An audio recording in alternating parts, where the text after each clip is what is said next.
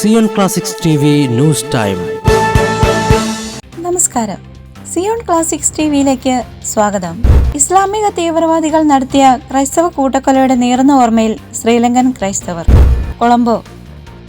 5 വർഷത്തിനു മുമ്പ് ഈസ്റ്റർ ഞായറാഴ്ച 267 പേരുടെ ജീവനെടുത്ത് ഇസ്ലാമിക തീവ്രവാദികൾ നടത്തിയ ക്രൈസ്തവ കൂട്ടക്കൊലയുടെ നീറുന്ന ഓർമ്മയിൽ ശ്രീലങ്കൻ ക്രൈസ്തവർ. 2019 ഏപ്രിൽ 21 ഈസ്റ്റർ ദിനത്തിൽ 2 കത്തോലിക്ക ദേവാലയങ്ങൾ, ഒരു ഇവാഞ്ചലിക്കൽ ക്രിസ്ത്യൻ പള്ളി, 3 ഹോട്ടലുകൾ കൂടാതെ ഒരു ഭവന സമുച്ചയം, അഗതി മന്ദിരം എന്നിവയ്ക്ക് നേരെയാണ് തീവ്രവാദികൾ ചാവേർ ആക്രമണം നടത്തിയത്. തീവ്രവാദികൾ നടത്തിയ പോരാട്ടത്തിൽ ഇരകളായ ക്രൈസ്തവ സഹോദരങ്ങളെ അനുസ്മരിച്ചുകൊണ്ട് ഈ കഴിഞ്ഞ ദിവസം ശ്രീലങ്കയിൽ പ്രത്യേക പ്രാർത്ഥനകളും അനുസ്മരണ സമ്മേളനങ്ങളും നടന്നു. ഏറെ വികാരഭരിതമായ നിമിഷങ്ങൾക്ക് ആയിരക്കണക്കിന് വിശ്വാസികളാണ് സാക്ഷ്യം വഹിച്ചത്. കൊളംബോ അതിരൂപതയിലും മറ്റു രൂപതകളിലും പ്രാർത്ഥനകൾ സംഘടിപ്പിച്ചു.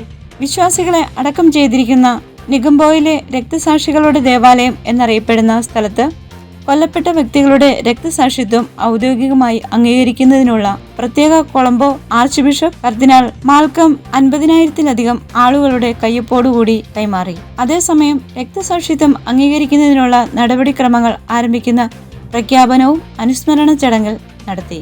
അനുസ്മരണ ചടങ്ങിൽ ശ്രീലങ്കയിലെ apostolic nuncio arch bishop Brian, വിവിധ മതങ്ങളുടെ നേതാക്കൾ, സാമൂഹ്യ രാഷ്ട്രീയ പ്രതിനിധികൾ എന്നിവർ പങ്കെടുത്തു. കൂടുതൽ ക്രിസ്തീയ വാർത്തകൾക്കായി ഈ ചാനൽ മറക്കാതെ സബ്സ്ക്രൈബ് ചെയ്യുക.